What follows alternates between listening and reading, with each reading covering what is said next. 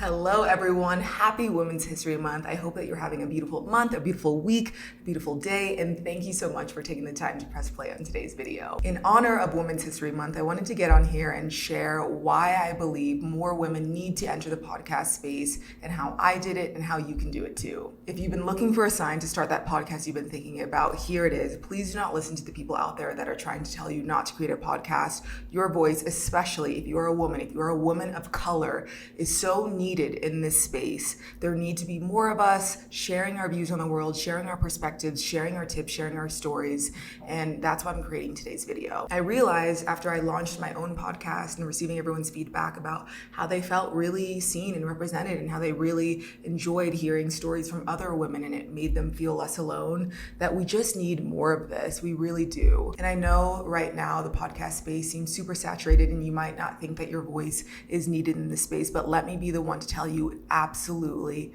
is. No one can tell a story, can tell your own story, can tell your perspective like you can. Not only will you leave an impact on other people through your podcast, but you will leave an impact on yourself. As someone who has really struggled with, I just struggle with sharing my perspective, speaking up. This podcast taught me, like this whole process taught me that what I have to say is valuable and I don't have to silence myself and shrink myself.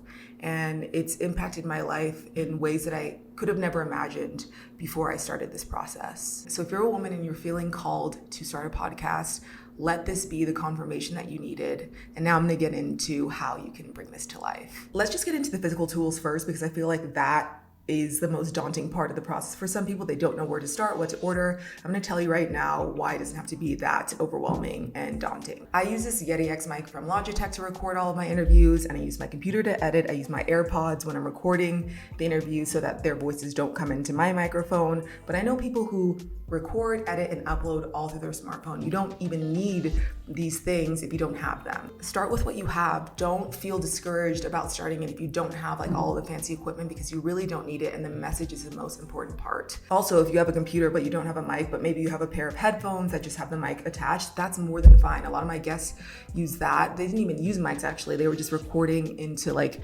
the computer's microphone, and it sounded great to me. Like in the beginning, it's I think just about getting used to the process of recording a podcast, getting your message across. You don't have to get caught up in making it sound perfect. Now let's get into the software. You can use a free tool called Audacity, which you can download to record your intro, your outro, or any solo episodes you might have. And you can edit right within that app. It's completely free. It's available for Macs and PCs.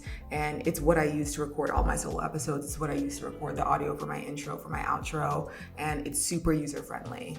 Now, once you have the intro and outro recorded, you're gonna wanna add like a cool audio track behind it, and that's where Epidemic Sound comes in, who also happen to be the sponsors of today's video. I am genuinely so excited about this partnership because I've been using Epidemic Sound since the beginning of my creator journey. If you go back through the description boxes of all of my videos, you will see the artist, the title of the song, and the source is always Epidemic Sound because it's the best. Epidemic Sound is a platform for restriction-free music that's helping everyone from creators to small businesses to big brands take their content to the next level.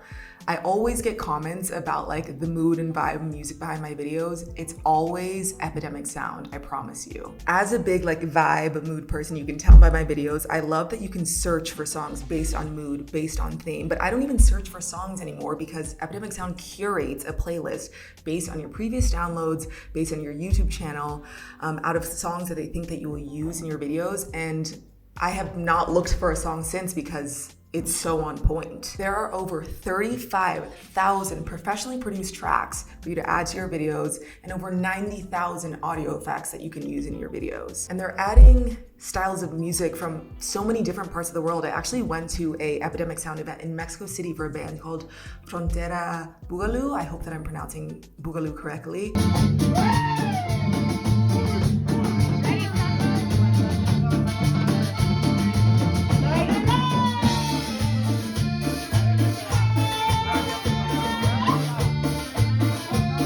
And it was incredible. And their music is on Epidemic Sound. I've literally used it in one of my videos. So good. I really do feel this passionate and excited about Epidemic Sound because Finding music is like one of my favorite parts of this process, and it used to be very difficult for me, and now it's not at all. So ladies, if you're looking for intro and outro music for your podcast, it's just gonna make like your voice and the mood of your podcast like pop, I really recommend giving Epidemic Sound a shot. You can click the link in my description box and use my code Misako50 for 50% off your first 2 months on top of the 30-day free trial that they're already giving people. So now that you've gotten your intro, your outro, and your music out of the way, this is how you're gonna organize your interviews and how you're going to record them. I used Notion to organize like all the questions for each interview, but you can use Google Docs, you can use Notes, it doesn't really matter, but I think having like a new sheet for each interview where you can write down your notes, where you can write down your questions will be really helpful and will keep you super organized for when you're planning the interview and then when you go back to edit.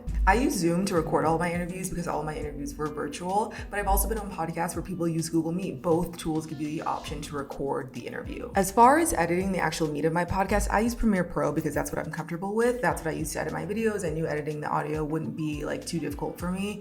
But like I said, you can use Audacity or you can use Anchor to edit your podcasts. And then Anchor is what I use to upload my podcast to Spotify and then to syndicate it to all the other platforms. So like Apple Podcasts, iHeart, Amazon Music, you can choose whichever ones you want it to go out to, and you don't have to upload it to all those other platforms every single time. You just upload it to Anchor, and it takes some like linking, I don't even know what the word is, but like you need to basically set up your profiles, but you only do that once, and after that everything uploads to all those platforms automatically after you upload it to Anchor. So that's literally how you're gonna do everything from recording your intro and outro to your actual podcast, your interviews, and then to uploading it.